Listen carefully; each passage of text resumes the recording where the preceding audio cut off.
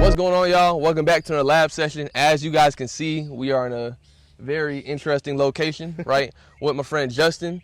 Known him for a while, bro. I say about 3-4 years now. Yeah. About that. Yeah. We met when he was working at the prison with me, and from the prison he left and started working with animals. So why don't you tell people who you are and what you do? Yeah, my name's Justin. I've been working with animals for about 13 years now, on and off. Went to the prison. Yeah, I own my own business called J2 Animal Productions. We do entertainment shows throughout the U.S., hopefully internationally soon. And these are some of our camels that are just kind of kicking it out with us, and we're hanging out today. That's cool stuff. Yeah, thanks man. for coming out to the farm, man. Hey, thanks for having me, bro. Yeah. It's crazy. Yeah. Like I said, it's definitely interesting seeing all these animals, bro. And Yeah. even these things kind of scared me a little bit at first. Yeah, the they, boys. yeah, they got a little up close person. I didn't realize how big these things were until you get up close with them. But nah, man, it's cool, bro. So let's start with, you said 13 years dealing with animals. Let's start how that came about, even working with animals, period. Like, sure. So it came about, I used to do entertainment back in the day. I don't know if you knew this. Okay. I was stilt walking and acting a little bit, and I just really loved animals. So I was like, man, how do I get into this? How do I get into this? And it was just, you got to volunteer. Really. You got to put in the time, you know. So I started volunteering, and then I got hired by a company, a contracting company, and then did that for a few years. Went on tour at Ringling for animal care. Okay. So did that for about a year. Then I came back. I was working for a dog kennel, dealing with like behavior modifications and different types of dogs. Started working for Advent Health. Okay. I was overseeing their bomb dog team. Did that for a couple of years. The bomb dog team? Yeah. How was that? It was great. Totally different type of training, right? Because you're dealing with people's safety. So you always want to make sure that you're on par and, you know, you're doing everything 100%. But it was great. A lot of different people I met, a lot of different training styles I met that's now helped me get to where I'm at today. So it was great. It was well worth it. So you've always dealt with all types of animals. It's not just you got one specific kind you're dealing with. You can do anything and everything.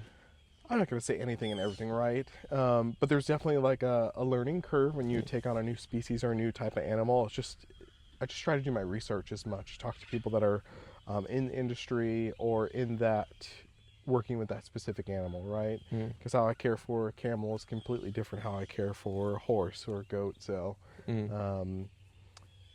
yeah, it's building that trust and relationship with people. For sure. Yeah. So 13 years in this, you always had a passion and love for animals, and you transitioned working with different kind of animals.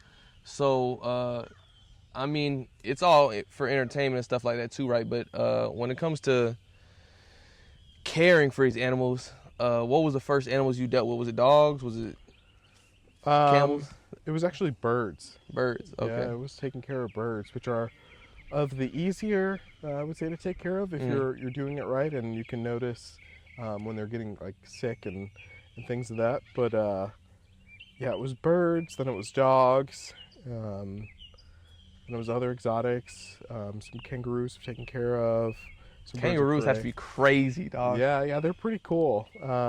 I've dealt with 3 or 4, I would say, in my time training, and they're definitely cool. It's cool to see them. They're almost like a giant rabbit. Really? You know? Yeah, that's funny. Yeah. That's a good way of putting it. Yeah. For sure. So tell the people what are all animals you have here.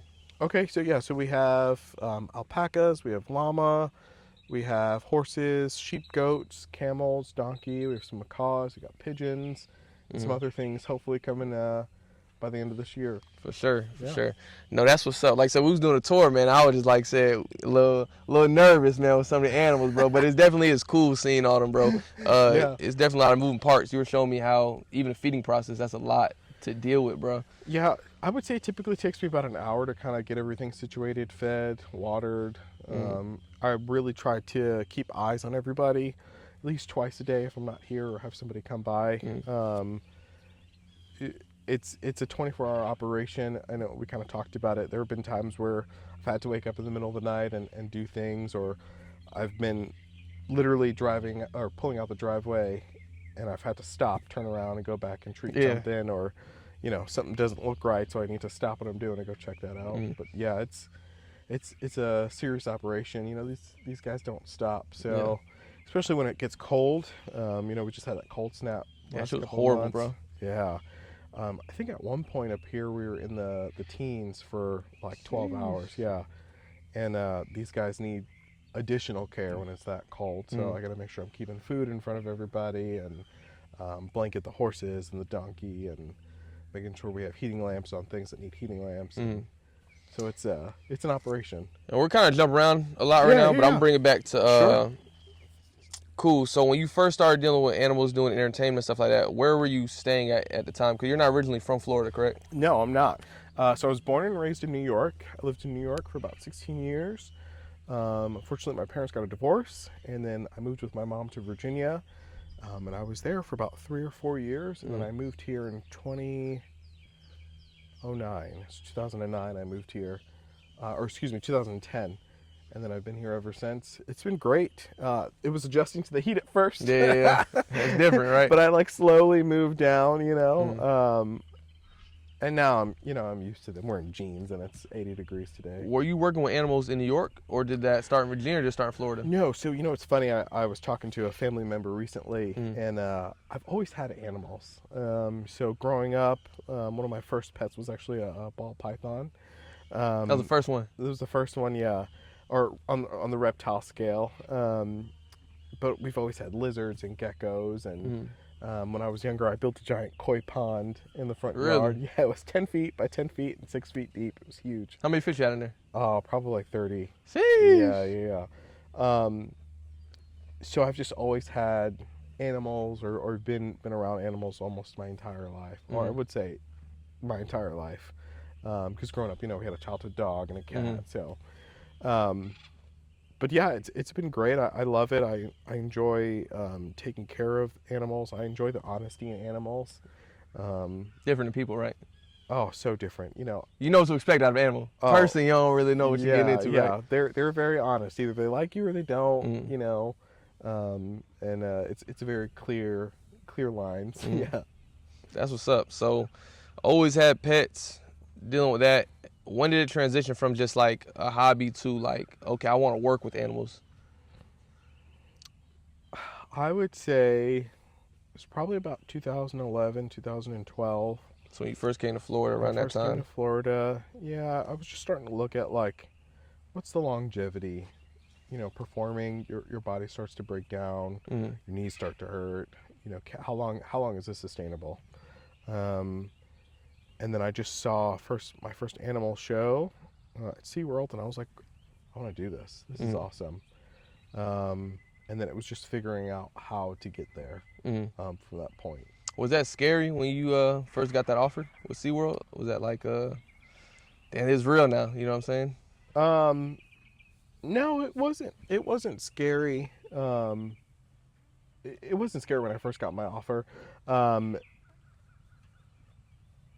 It was telling myself to take the jump, to just do it. What's the worst that can happen? Yeah. You fail and then you're back in the same spot. I think that's the biggest thing for people, right? They're so afraid to just fail. But it's like failure is part of the growth. Facts. Yeah. So, like I said, I met you at the prison. Yeah. How long were you there total working at the prison? I think just a little over a year. Okay. Which was plenty. Yeah, right, yeah. So I probably got there like a few months after you was already there, right? Yeah. And like I said, that's a whole experience in itself. So what was that like working at the prison before doing all this? Because you were still dealing with animals working in prison, right? So I was kind of dealing with the animals a little bit on the side. I had started the business. It hadn't taken off yet. Started the business during COVID. I saw a niche in the market, and I was like, all right, I'm going to start my business. Nothing happened. We had purchased a home further away from when I was working in Orlando, maybe about 40 minutes, and it wasn't working, the commute. So I was like, let me go over to the prison. It's right up the street, see what happens. So started working there. It was an experience, you know. I would say it wasn't bad. I think working in a corrections facility, as long as you're able to give people respect, even though these men are incarcerated, being able to respect them and their space, they'll respect you. You know. How did you get into the prison? Because like me, it was an accident when I first got there. Like I applied as a joke because it was on Indeed. You know what I mean? But like, how did you hear about the prison? Was that something that you knew you were gonna do? Or? I actually had a friend that had applied and that was working in another facility. Okay. And they were like, "Hey, you should try it out. It's not bad. It'll bring you closer to where you're at. Great benefits, the pension."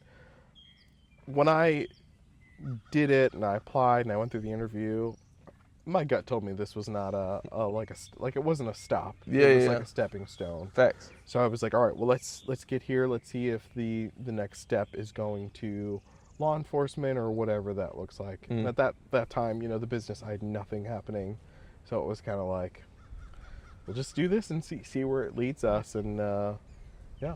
Would you recommend that job to somebody else? I think so. I think it's a good place to learn about yourself as an individual, and be comfortable in your own skin to tell grown men to get up and make their bed. Yeah. You know, respectfully, right? Yeah, I think it's a good place to learn. I always recommend people that job, bro, for multiple reasons, right? A lot of people have a lot of bad things to say about corrections, right? But it never did me no wrong, you know what I'm saying? No. I'm not going to lie. Me personally, my experience there, it was all good. Like, there's always going to be some nonsense with any job you do, right? But, bro, the benefits you get, you know what I mean? The skills you learn there, you know what I mean?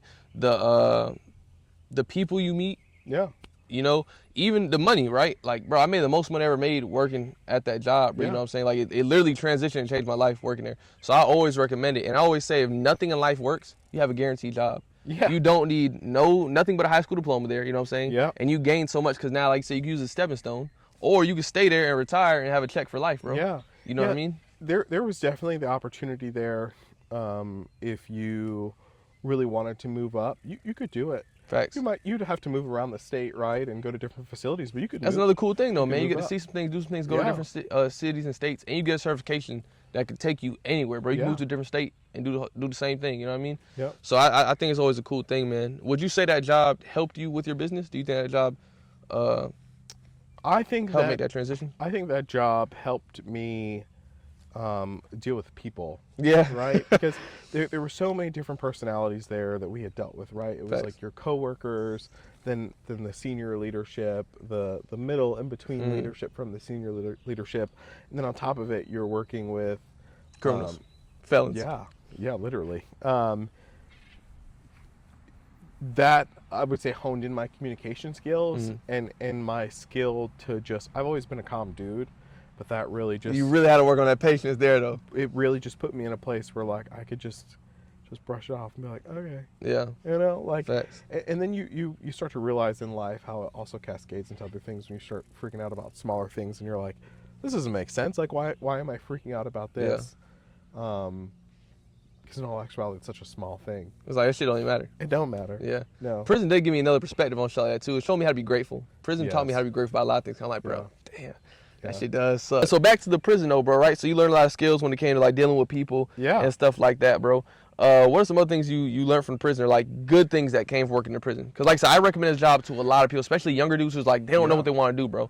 Bro, these jobs, like say, you just need a high school diploma, bro. You get a certification, you get all these skills, and from here you go do whatever you want. And if you go to school for something, bro, they pay for your school. And you're not making minimum wage. You're making some good money, That's dog. the thing, yeah. You're not making minimum wage. You got the health benefits. You got the medical. Facts. And if you're smart, there were people that I saw, you know, they didn't stay long in the prison because they realized, like, oh, this is not the crowd or the energy. You know, not having your phone, this age group or the younger age group.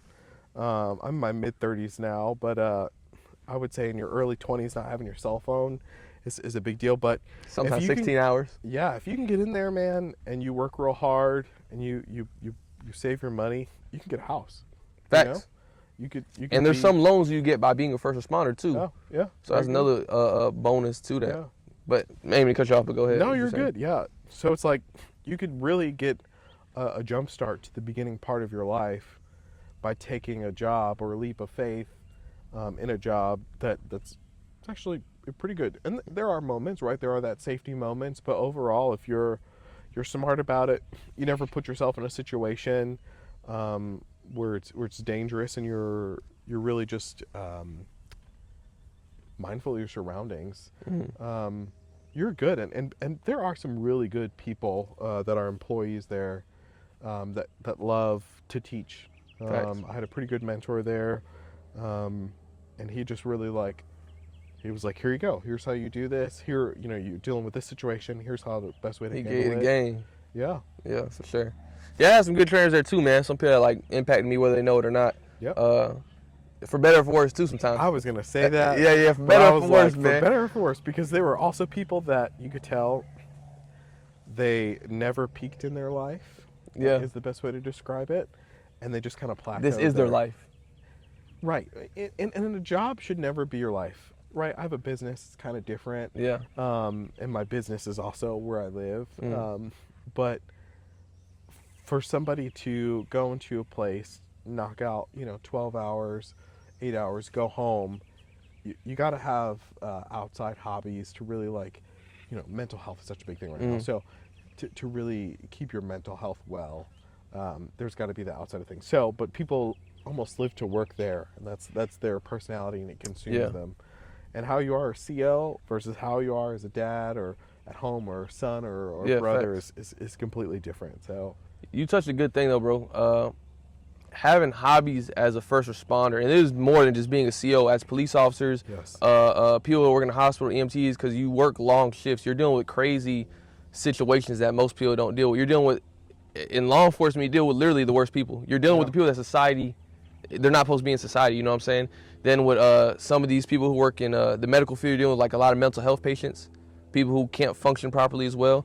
So you need to have those outlets, those hobbies, like you said, whether it's something like this is your business, but you love what you do, you know what I'm saying? Yeah. So things like that. For me, fitness is a big deal. I like hiking, the springs. I just like living life, bro, you know what I'm saying? Yeah. So it's like, people get so honed in on the job though, and they go home and take that shit with them. They don't realize like you need to have outlets. But I think it's good to have a group or friends like this that you could talk to and do things with, and share those thoughts or push you outside your comfort zone sometimes too. It's definitely a big deal how you stay sane and maintain a positive attitude in that career. Because there's a lot of, like you said, a lot of miserable, disgruntled people that work in these fields that they just don't have hobbies, or like I said, the job is their life, and that is not a normal job to have. You know what I mean? You're dealing with enough stress in there, but you don't want to take that stress with you outside of work or have it impact your personal life as well and ruin your relationships with your friends, family, so on and so forth. But we've both seen that before. Yeah, and I think having that off switch is so important, right? Mm-hmm. Being able to take a moment, before you go into work or before you come into your house to put your body and your mindset on like, I'm home now. I'm with my kids. I'm going into work. I'm dealing with inmates, right? And it was nice not having your phone because you were able to you just focus on the moment.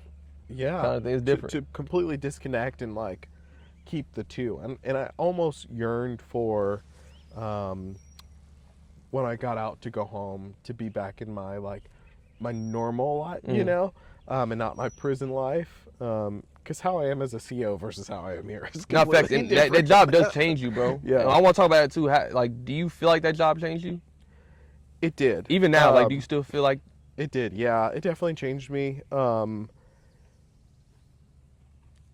So I would say this, and not in a negative way, but like, you get so used to telling people what to do.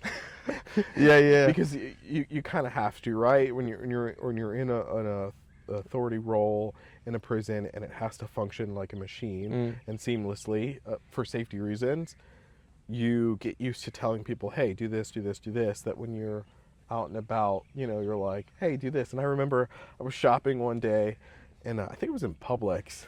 That's crazy. And I had told somebody, I was like, tie your shoe.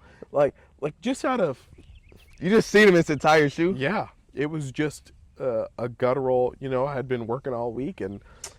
Bro, that's crazy that you said, though, because I know exactly what you're saying. Yeah. Finish your story if I even say anything. Go ahead. Yeah, no. It was somebody had walked past me, his shoe was untied, and I barked at him how I would on the yard, because again, a few reasons. That's the safety reason, A. And B, tie your shoe, dude. You're a grown-ass man with shoe untied. Grown-ass man incarcerated, and you can't keep your shoes tied? Come on. So, we were going to say, But this dude's at Publix, not incarcerated. Exactly. And you said, what was the reaction to that? He just I just remember, No. But I just remember he jumped back for a second, like looked at me like, almost like, oh, like you're my parent type of deal. You know how like your parent would be like, hey, take out the trash. Yeah. And so he definitely like looked at me like, oh, I'm sorry, and then realized like, who are you? You know. That's one thing, part of the change, like you say though, man. Because I remember when I was working, while I was in North Florida, man, working long shifts or working so many days in a row. Your mind, like, institutionalized is a real thing. So like your mind is stuck in prison mode, right? Yeah. So like I remember seeing like maybe a cigarette butt on the ground, and I'm going to pick that shit up, and I'm like, what am I doing, bro? Like I catch myself. Or we call it coffee paper. Y'all gonna know what I'm talking about. But the coffee paper, right? Yeah. I'll see those somewhere, and I'm getting ready to throw them away, or I'm getting ready to take them, and I'm like, what, bro? Let me just dry my hands real quick. So I'm like, bro, I'm tripping sometimes when I go out certain places. Yeah. But I usually have after working for so many hours. Like I said, I didn't switch from work mode to, okay, we in the free world now. Yeah. Even like not walking in the grass. I've done it before too, because I would try, you're not supposed to walk in the grass. Yep. I'll walk the long way around. But I'm like, bro, I could cut through the grass. It's not no problem here. You know what I'm saying? Yeah. But those are some of the things that do change you, and you don't even realize it sometimes until you really take steps. You're like, whoa, I just did that. Yeah, it just retains, and then you're like, oh wow, this is where my personal or my outside me is starting to blend in with my work me. Which is so important, right? Which why it's important to take that moment to really to separate it out. Separate, decompress, decompress. Go get that time alone, get that time to get your mind right and switch it back, because that will cause problems in your personal life if you're coming here doing shit like that. It could be an issue, you know, especially if you don't realize it or know how to fix it, you know, and then you're looking like, what's wrong with everybody else? Instead of saying, like, what's wrong with me? You know what I mean? Yes. And not taking accountability. But no, like I said, those are those minor things. Like, those are easy fixes, I feel like, though. If you take the time and energy to put towards it, it's not a big deal. So don't let that scare you from getting a job in this field or doing something like that. I think to overview on the benefits is, like, the pay's great, medical's great. There's longevity there if you want it. There's also opportunities to growth internally, externally. And it's a good place just to learn about yourself, and let's be real. The generation that is what it is, and we can blame it on whoever or what, but there's not enough of like that interface communication, right? Everybody will be very quick to say something online or through a text, but they'll be sitting in front of you, don't say nothing. Tight lips. Nah, that's real, scared. There's a lot of people like that, bro. Men and women are like that, bro. Yes, you know what I'm saying? Yes. But in that role, and in a prison role, there's no... You have to say something. It's sometimes it's uncomfortable. Like, especially when I first started, it's uncomfortable telling somebody what to do. Or even just saying, like, bro, you have to say something to somebody. Because if you don't, in prison rules, if you don't say something, now you a bitch, bro. Oh, yeah. Straight up, you a bitch. Now you got to do something or say something, bro. And the caveat to that is you have to say something and have the balls behind it to back it up. That's facts now, too. Yeah. Because you can't say... We've worked together in some situations, but you got to have the balls and to back it up. I can tell a story? Yeah, I don't care. Okay. I'm gonna tell a story, man. I was kind of new at the time, right? And like I said, there's certain situations. There's just one story that comes to mind. We was at the prison, and we was feeding child. For those that don't know how child work, every institution is a little different. In this way, there's like a door they go in around a long way. They come in, it's like a little hall. And then they have their IDs, you scan them. I'm at the scanner scanning the IDs. He's seating them at the tables, right? I'm new, I'm just doing my job scan. It's like 6 in the morning, it's breakfast time, right? Scanning, boop, boop, boop. Dudes are supposed to fill in all the seats, right? Because if everybody's skipping a seat, there's not enough room for everybody, right? Yes. Rules and regulations. So my dog also here. Also efficiency, right? Because if we didn't do it that way, it would take... Yeah, for you don't know who sat where, you don't know who's doing what. It would be hours to get everybody through. There's things in place for a reason, right? So we doing that. He's seeing them, right? He tell this one dude to move down, right? Dude I don't know what his problem. You know, people got to be tough in front of their friends, right? There's a lot of fake gangster shit going on everywhere you go, right? So this dude wanted to be tough. He said I'm not gonna listen to what he said, right? I don't know, probably something like that. Something along those lines. He said something crazy to him, right? So it's early in the morning, bro. You was so calm about it. This is why I remember you saying, you was like, well, turn around, cuff up then, because like you're not gonna do it. Like, turn around, cuff up. And he said, I'm not finna do it. And then he said, well, now you're gonna get sprayed. Pops that mother. We got that gas on the side. Got a little seal on it. You know what I'm saying? That's the only thing we really got up in there, right? Besides these motherfuckers. So he popped that seal. This dude was like 6'3", 215 pounds, you know what I'm saying? So I'm there, I'm like, damn, bro, it's 6 in the morning. We about to fight this motherfucker. Bro, I'm like, damn, bro, what the hell going on? So I'm walking over there, and he complied, you know what I'm saying? He did what he supposed to do. He went to confinement after that, you know what I'm saying? But little shit like that, you know what I'm saying? So, like, so you gotta be able to back it up now, because he done told you, he gave you 2 chances to do what you gotta do. Now you ain't gonna do it. All right, now we gonna make you do it, you know what I'm saying? Yeah, and I always say this. I am not a fighter. Yeah. And you're gonna get some good licks in. I'll admit it. You're saying in that situation we went left, you might get the best of me. Yeah, you might get the best of me, but you know what? At the end of the day, the team's coming. Yeah. And they're coming in hot. And that is the great thing about working in the prison, is that the camaraderie is there, right? So if they know if I call, they're like, Rivera doesn't call Facts. unless there's a problem. So the team's coming to help you out. But yeah, I think that falls back to, like, you got to have the balls really to back it up. You know, you can't be saying things and then, because they're going to test you.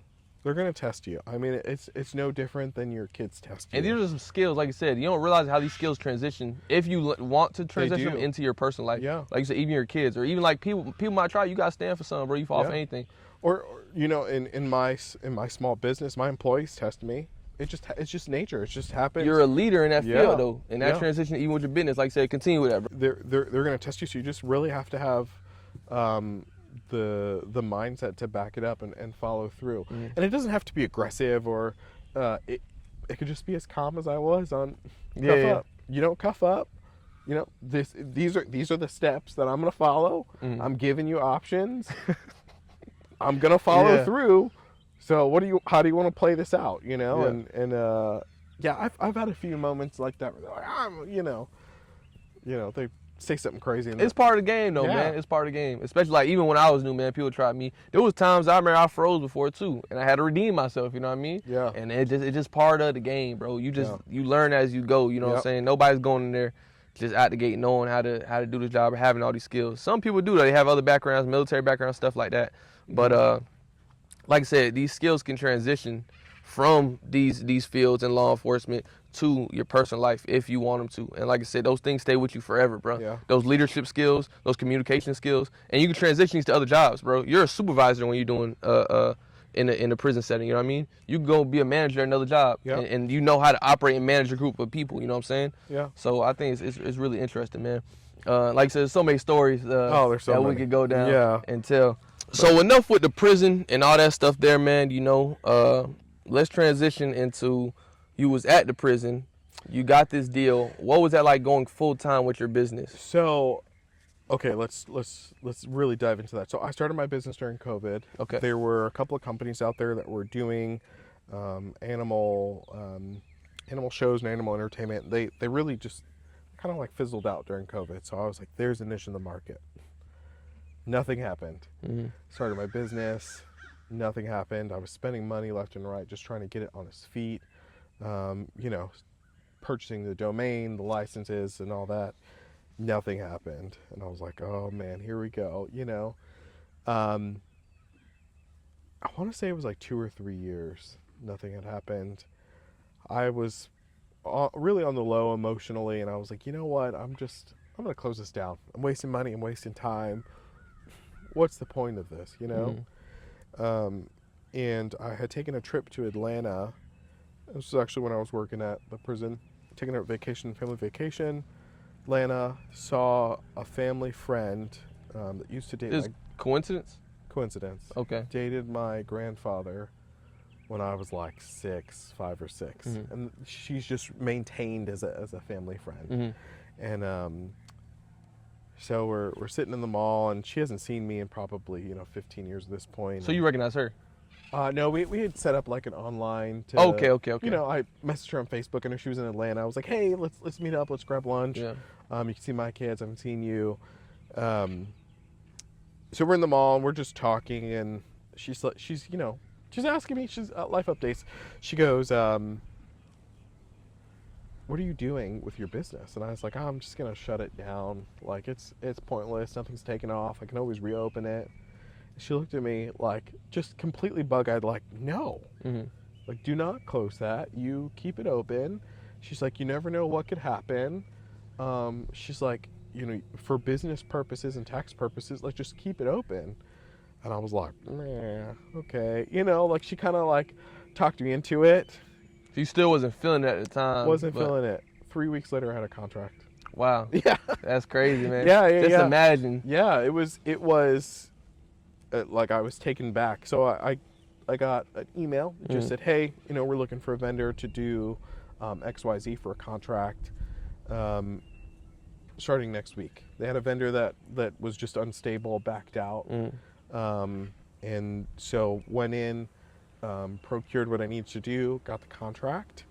And then now I'm there, every Christmas season. And That's funny that you saying that because I didn't know all the backstory behind that. I remember working confinement with you though, bro, and I remember you telling me like, "Hey, man, I just got this contract." Yeah. And you were on your way out the door at that time, so I was like, "Bro, that's crazy." You mentioned it before, and I'm like, "Okay, cool." I didn't know the full extent of everything, but I'm like, "Bro, that's great, bro." You know what I'm saying? So you finally made your way out. You know what I'm saying? So that was really cool. Which it was funny because, I got this email, and then it was like, within the course of a week, I literally just left, like quit. As soon as they gave me the green light, we signed a contract. I was like, I'm done, and it's benefited me for sure. It was taking that jump was like it was a little scary. Yeah. Just because you don't know. But then I told myself in the back end of like, I still have all my certifications. I can just go back if I need to. You got a guaranteed job no matter what you do, job, bro. See? Yeah. Facts. So when you got that offer, you reached out to them or they had reached out to you? They'd reach out to me. So you had no contact, you didn't reach out to them at all, you didn't do nothing like that, and they just... I think a lot of it was that, right, because when you're doing business, you have to constantly put your name out there. And what happens is, 9 times out of 10 is, when you get flyers in the mail or something for like gutters, and then you're in your house and you're like, the gutter's leaking. And you're like, where's that flyer I saw the other day? And you end up calling that company, right? Which was essentially what I do. I try to stay on top of mind of my potential clients and just sending an email. And even if it's just a, hey, how are you doing? Just checking in, how's your summer? How's your winter? I try to stay on top of birthdays, holidays, just give them a quick check-in to just, how's it going? Let them know you're here. Yeah, let them know you're here just to stay on top of mind because eventually it does come around. So that's what's up. So with all that being said, what exactly do you do? Like, what is the contract for? Provide their animals for their nativity show that's been running quite a long time. I'm not going to give exact time frame because I'm not sure. We provide the animals for the show. You should come out. Typically, it runs from November until about January. Okay. Yeah, it's pretty good. You got the contract, man. Cool. You transitioned. It was scary and stuff and all that too. Boom, boom, bomb, bomb. We got them. Ended up full time doing what you're doing. You have the shows between November and January, right? Yeah. So, what happens at these shows? What exactly is going on? So all the animals, they essentially just do a specific behavior. They're all trained to station and follow. And these guys are great. They're super smart. They actually love the interaction daily. Really? It's great to give them the best of both worlds, right? They get to do part of the year in a different location with different stimuluses and different things and interactions. Excuse me, the pollen's killing me today. Yeah. My eyes been tore up too. Yeah. So it's great for part of the year they're there, but then they come here and then we just have, green pastures and tons of space. I mean, we're on a lot of acreage out here, ample amount, and there are times where they just get to explore the entire property. So it's great that they can just be out, be a camel, but then also on the flip side get that just be a camel, right? Just chill out, live their life. No, that's what's up, man. So what are some of the things that go into taking care of all these animals? I know that it's maintenance is different for every animal, right? Yeah. So let's go over some of the animals you got, starting with the camels behind us right here. What are some of the maintenance things that go into that people may not realize? Like, it looks cool having all the animals, bro, but it's a lot of work. It is a lot of work. I think the nutrition is the key component there, right? And it's the same for people. If you, and we were talking about diet earlier and proper nutrition, it's such a key factor So really honing in on these guys, on what their specific and individual nutritional needs are, right? Because from this camel to that camel, they are both camels, but they both do require some different Oh, they about specific to. nutrition. Yeah. Hank is like, this is my hay, and you can go over there and eat that hay. He back now. He say mind the business. um, it is honing in on their specific nutritional requirements.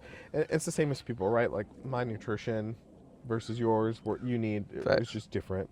So if you can hone in on the nutrition, you can hone in on making sure they're mentally and physically stimulated and out and about. It's I'm not gonna say it's easy, but it's easier. I love the summer because we have all the fresh grass, so they get A little hay. easier to feed them.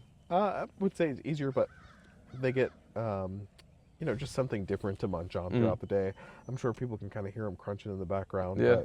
But, So what do you feed the camels? Just hay? no, so they get hay, they get feed depending on the type of the year and what's going on. They get minerals, and that's pretty much it for these guys.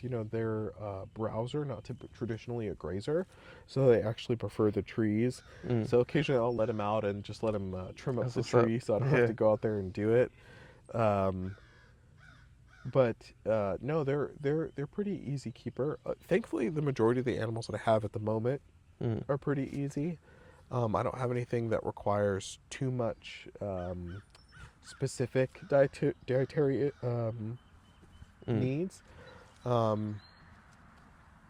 But yeah, I think it's the physical labor, and it's funny because you were picking up hay earlier, Yeah, that's and it's like you think you're strong. some real work. Yeah, it's there's difference between like strong and then farm strong. Yeah, and then like doing that back to back to back all day, every day Yes. it is a lot. But it is fun though. I could say like doing that, but like I said, it's one thing to do it one day. It's one thing to do it every day. You know what I mean? Yeah. It's a big difference. 365, rain, sun, cold, heat. This go back to what I was saying before. Like you really love something when you take the good, the bad, and the ugly with Yeah. you too. You know what I'm saying? Even though that may not be your favorite part about it, but like the reward pays off. Hanging out with your animals is definitely a reward. And like I said, you're passionate about what you do. So when it comes to feeding the goats, what's the difference between maintenance with those guys? I wouldn't say there's too big of a maintenance. So the camels, they will naturally trim down their nails, as were the goats. I have alpine goats, so traditionally they're in more of like a rocky region. It's sandy here in Florida, so I just have to trim their feet. We check them for parasites weekly, and just making sure that their overall health is there. Again, I would say almost all of the species that I currently have, excluding the birds, they're pretty easy, pretty about the same. It's just, and I've talked about this before, getting the hay out to the field. Yeah. So I feed round bales, as well as the round bale is about anywhere from 1,200 to 1,400 pounds, to baled hay, where I'll just throw a couple of flakes out. So for me to move a round bale by myself it takes some It's a equipment. hassle, man. It's a hassle. It takes some equipment, and it's not for the weak of the heart. So, Thanks. but yeah, I think that's the biggest part that people don't see within my business is the behind the scenes, all the stuff behind the that scenes, goes taking on, care of things. Yeah, the maintenance. Nah, for sure. yeah. Let me ask you, can you mention saying when you gotta feed an animal, you gotta feed yourself, right? I know some people that are into animals, not exotic animals like this, right? Sure. But people will take better care of the animals than they do themselves, right? Yeah. It's important for people to still take care of themselves, though, right? 100%. And I have to remind myself daily too of like, did you eat? Did you drink enough water? As I sit, trying to take sips of waters even as we're outside. If you're not taking care of yourself, how do you take care of your animals? What do you think about that though? Because that's real. That's just anything in life. Like how you do one thing is how you do everything, right? So how do you feel about people? Because you have experience with all these animals. It's a little different than somebody who has one pet. But like I said, I've seen people who have these pets and they they take care of them before they take care of themselves, not realizing that like you need to take care of yourself, because how can you help an animal you don't take care of yourself? You know what I'm saying? Is that like a mental thing? Is it like a? It's a little hypocritical, isn't it? It is, but it's like I don't know. It's like I don't have pets or animals like that. You know what I'm saying? So I don't know what that's like. I think I have seen some people like depend know. on animals though too, bro. I don't know what it is. I see people a lot of times emotionally depend on animals, which I don't think is fair. To put your emotions and try to have something balance you out that's Got its own life. its own set of emotions. Yeah. How I was saying, like some people are like, I don't know how to word it properly or what it is, but I think it's literally like a disorder sometimes. But people will get an animal, right? Yeah. And because they can control the animal, they get some kind of power or throw from that, versus having like they wouldn't deal with people that way. You know what I'm saying? I don't know. It's something fucking weird, but like they love having that control over something in their life, because everything else in their life they have no control over. You know what I mean? What do you think about that? I think it's a little weird. Yeah. I think it's weird. I think people really do lean into animals as like a security blanket. You know, I love my animals, right? But if the house is burning down and I have to save my children versus a cat, I'm gonna grab my kids first. Don't get me wrong. I'm gonna figure out a way to get the cat. Yeah, we're gonna get everybody, but I'm gonna grab my children first. And there are people that you would ask that question to, and they would say, "I would grab my cat." And it's like mind-boggling to me, and a little almost unsettling that you would forego your children's life for an animal. So I think it's a little weird. Yeah. But to each their own. Now, I'm not saying that. Is there a study on that or something? We gotta look into that though, because I literally think it's like it is some kind of disorder or something like that. I said, I know people who have animals like that, and they like having that control over something because they don't have that in their personal life. You know what I mean? So I'll share something personal with everybody. So me and my husband, we fostered for a long time, and it was disheartening to see people care about captive animals, like in zoos and aquariums, and how much they didn't care about children being neglected. Even within our state, right? Like there are hundreds of thousands of kids here in Florida that are without a home or misplaced and need a foster home. But somebody will foster a dog so quickly, but they will not foster a kid that doesn't have a place. That's a good perspective. But I will say it's a bigger responsibility having a kid than a dog. I'm playing both sides. So I'm not saying I disagree or agree. Sure. But Yeah, you could say that, and I agree with you to some regards. But how is we as a society have more emotion and empathy towards a dog in a shelter than a 2-year-old that's sleeping in a social security, or not social security, excuse me, a CPS office, right? There's a lot of people fake care though too, man. A lot of people care because like it's cool to care, or they make it like they do enough to just get by to make it seem like they're not a bad person or seem like they don't care, you know what I mean? And that's just what life in general, bro. You know what I'm saying? Like people only care when it's time to care. Yes. But that's like I use people that in your family, right? When's the last time people called maybe their grandparents or called their mom or called their brother and say, hey man, how you doing, bro? Yeah. And now when they're in the hospital or something like that, now they're like all over the place. Now they're trying to be present, but it's like you didn't care before, man. Like why you caring now? You know what I'm saying? That's an extreme example, but I think that's what it is. A lot of people fake care. They do just enough to get by. You know what I mean?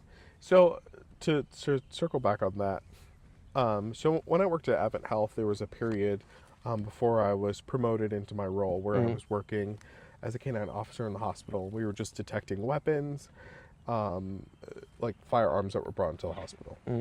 And part of the job was a couple of things. Part of the job was taking care of the morgue, which circles back to our conversation, mental health, and I can talk about that in a second. But the second part of this is there were so many people that I would see on someone else's deathbed, and this person would be actively dying. They're in a code blue, they're doing chest compressions, or they would have just passed away.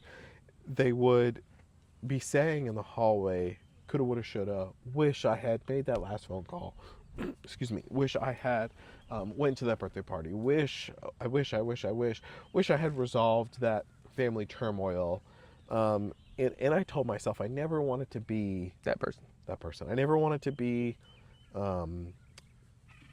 in that moment where I wish I had just called somebody because I was upset. And don't get me wrong, I have my fair share of family drama. I'm one of 9. So, Oh, wow. yeah, I got a very large family. But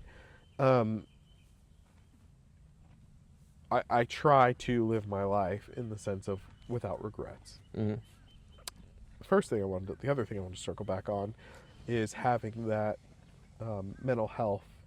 I remember there was a night where I had to move bodies that had passed away on the floor, bring them down to the morgue, and it was like 4 bodies, and the last one was an infant. Oh, man, And bro. it was as big as my hands. And part of the job is you have to ID the body. So you have to physically look at the body and the tag. And I am mentally very stable when it comes to those moments where I can disconnect and not get too emotional. But what I'm not stable about is when someone else is crying. That I will cry when someone else is crying. So someone else is in that Don't situation. know why. Yeah. Same thing if someone's like making that noise to like throw up. Yeah. Same thing. Yeah. And there was somebody who was brand new, and it was their first time with an infant. And it is prior prison, right? This is prior prison. Okay. Yep. First time with an infant, and they're crying, like crying.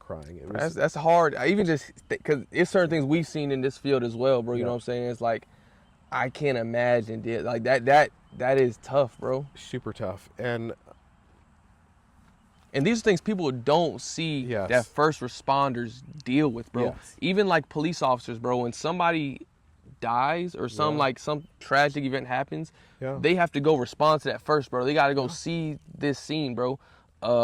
And those are things people don't see first responders doing. That people don't highlight these police officers doing, or EMTs going and there's dismembered body parts laying there. They have to. Somebody has to clean that shit up, bro. or someone's dying in your hands. You know, yeah. Sergeant Newton, man. Shout out Sergeant Newton. One thing he taught us in training, he always said, he was like, man, everybody's gonna have something that breaks their mind. You know what I mean? It's different for everybody, bro. Some people can handle everything. You know what I mean? And there's always gonna be something that breaks their mind. But that's why it's good to have friends like this or have that support system that could help get you through those kind of moments. You know what I'm saying? 'Cause even seeing a infant like that, bro, it's like I can't imagine, bro. Yeah, it was pretty hard. The charge nurse came the next night and checked on me. But again, what was hard about it was that other person was crying so much, because mentally it was hard, but they added that additional stress to it. But you know, to this day, it makes me hug my kids a little tighter. You know, so it's yeah. Some of those things, it's not a good thing going through those things, but if you have the right mindset, it can be a good thing because you learn how to value things better. You see life for what you see, real life, bro. Yeah. And I say even with the prison, like prison's like going back to caveman times. Like it's like bro, who's in there winning is the biggest, strongest person. Yeah. Whoever has the most numbers and stuff like that. But like you say, you learn how to be grateful for the little things, bro. Going to the fridge, having this, having that. And situations like that will show you like. Prison showed me how to be grateful for things like that too. Like I go see people more often, you know. So I try to make sure I reach out to people and stuff like that. You know what I mean? Because like, bro, this shit ain't guaranteed in life, bro. You know what I'm saying? You know, and it's funny, like bouncing off that is like I try to live my life with that. I try to do things that are like, you know, I wouldn't traditionally do. I'm still terrified of roller coasters, but like I'm trying to be less afraid of. I need to get over that too. Of my roller coasters, planes, bro. I'm trying to do better too, bro. So I feel you. Of my fears and conquering them. Yeah.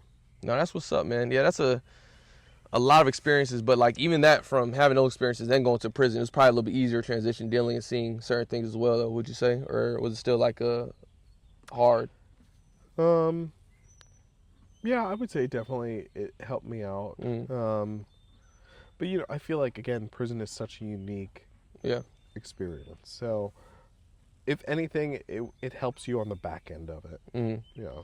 No, for sure, man. So with all that being said, man, I want to take it back to, like I said, taking that leap of faith, how you said, leaving the prison, leaving that guaranteed check, guaranteed job to kind of risk something like this and have your own business. what would you recommend people do to take the leap of faith? Because it is scary, man. It's not guaranteed, like I said, to have your own thing going on, you know? So if somebody's struggling with that right now, what would you recommend them do? Do it. Steve Harvey says some really good quotes, and I'm going to try to paraphrase them. He talks about making space for you able to do things. So, for example, you know, let's say your business is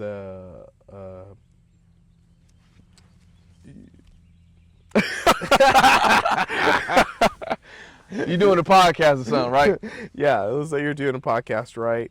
But you're spending all of your time and money and energy, I don't know, scuba gear, right? Well, you're not leaving space to get ready and be prepared for when you get your first client, right? You have to really take those steps, and it could be something so simple as just opening up a YouTube link and you know, writing down the steps that you want to get there. So that's really important, and Steve Harvey talks about that. The other thing is you just have to jump. There's no, you're gonna fall, and at some point you'll catch yourself, but everybody takes a leap of faith, and you just, There's no right time. there's no right time. There's never a right time. There's no right time to start a business. Starting a business is the hardest thing you'll ever do in your life. You will forgo vacations, family events, you know, even just quality time, you know, with your loved ones is just completely missed. But you have to do it. So it's hard.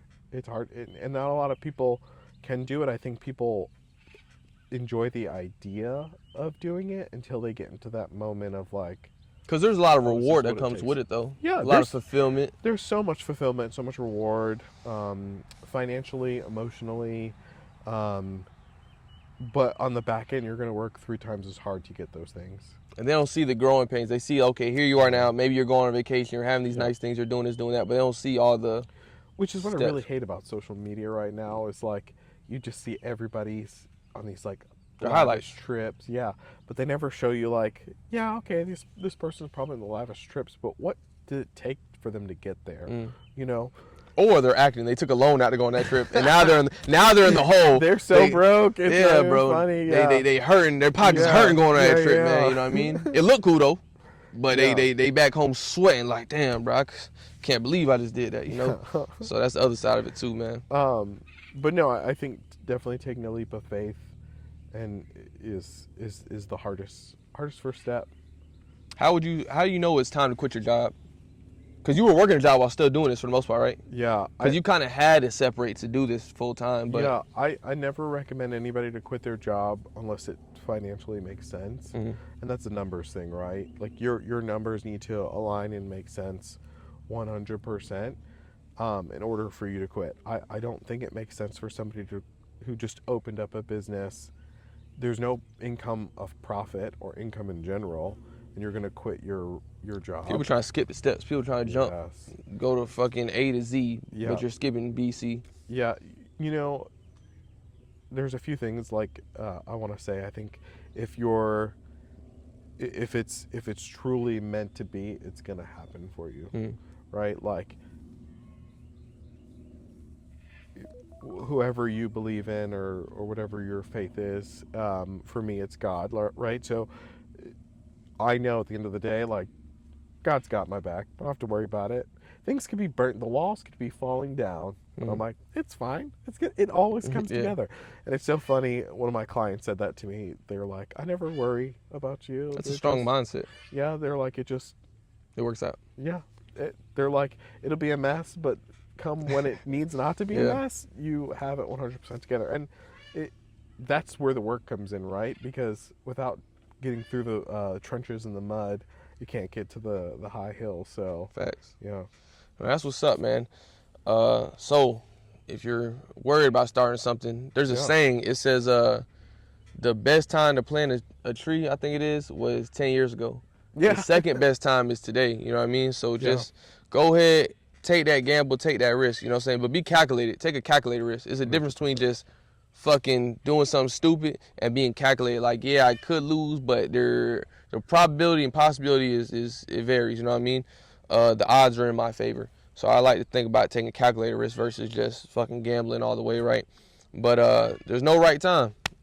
Start today, take that risk, take a chance, and you never know how it's gonna work out. And like I said, even in my situation, your situation, these jobs that we've had, these places we've worked at, these skills and stuff you pick up, they stay with you for life. And if everything else doesn't work out, you still have a guaranteed job. You know what I'm saying? So why not chance it? Why not take the chance?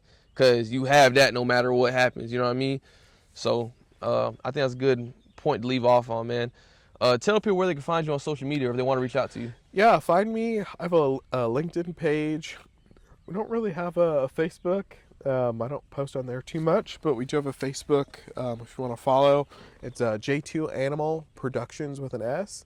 We got a website, so feel free to hit us up. We don't really do smaller things. We're more of a commercial company, but if you'd love to come see us, we post some of our shows and things that we do.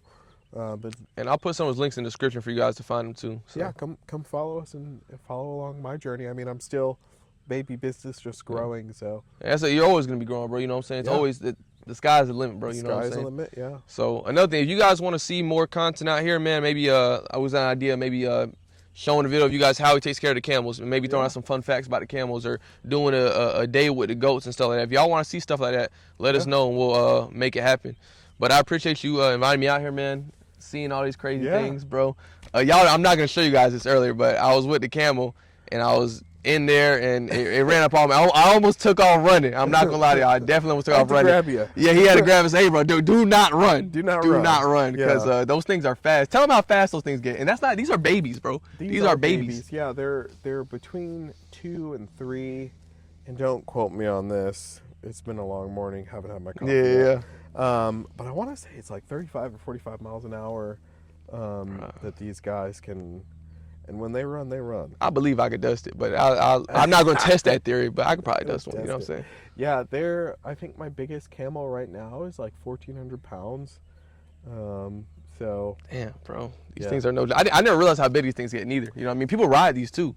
Yeah. What's funny though is you don't realize how big they are, but when you're standing next to them, it's like, oh, this is big. Even then, like, you showed me a video of a full-grown one, and I'm like, I can't even imagine standing next to that. I'd be scared, bro. With this next to me, like I said, when it walked up on me, it's just already towering over me. Yeah. And I'm 6'1", bro. You know what I'm saying? So like, bro, that is insane. Imagine when these things are running you down. You better hope you got some dusters on you, bro. But nah, it was definitely nice seeing all the animals, bro. Definitely cool. It's always cool being some country shit, bro. You know, people who are going to see us probably live in the city, probably never seen nothing like this. You know what I'm saying? Yeah. I'm not saying it's normal in Florida, but in these southern states, we see things like this, maybe riding past it. It was funny when you said you wanted to come do a little interview or whatever. I was like, we gotta figure out a way to get just. We're supposed to come here a long time ago, though, man. You know what I'm saying? You invited me a long time when you first started doing your own thing. I'm like, damn, I was just so caught with work and everything, bro. But everything's about timing, like you said, bro. And it worked out, man. Well, awesome, man. Thanks for coming. Yeah, I appreciate you, man. Yeah, like I said, if there's anytime. Anything they want to see, man, I'll definitely back out. Let you know. Like I said, send me all those links. I'll put them in the description. Cool. And yeah, appreciate you, bro. Yeah. So, catch you guys in the next episode. See ya. Yeah, so we came in here to show y'all what this is looking like actually being in here. This is the one I met earlier? Yeah. So you were saying you blow in their nose? Yeah, so the way they greet each other is they blow in each other's faces. Oh, that's a voice. This shit sounds crazy, y'all, being right here in person. Can I walk up on them? Oh, yeah. I'm behind you, though. Yeah, I just want to give him space. Of course, this one's like between us. Panky. No. I don't see how to fuck with this. We can go through all the juice. And there's water inside these lumps, right? No, it's fat. Okay. Yeah. This one's Zeus. Well, I guess you can't tell. Like kids. You know you're different between your kids. Well, he's like a light tan chocolate and then a blonde one almost. Mm. Oh my goodness. Hello. Yes, hello. You can come up this way. So they can actually still kick even though they're laying down. Really? They can throw their foot out and knock you down. Yeah. Have you experienced that? No. He is funny. He's so chill. Yeah. Oh, now you camera shot, huh? And here we are with these goats. And what's this one's name? Zorro.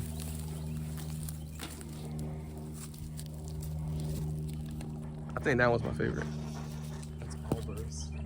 Yeah, he's cool. And those are the alpacas back there? No, that's the sheep. That's the goats and alpacas. Yeah. And that's the horse all the way back there, if y'all can see. Like turned around when you said horse. Look at all them, y'all. It's the guard dog. Yeah.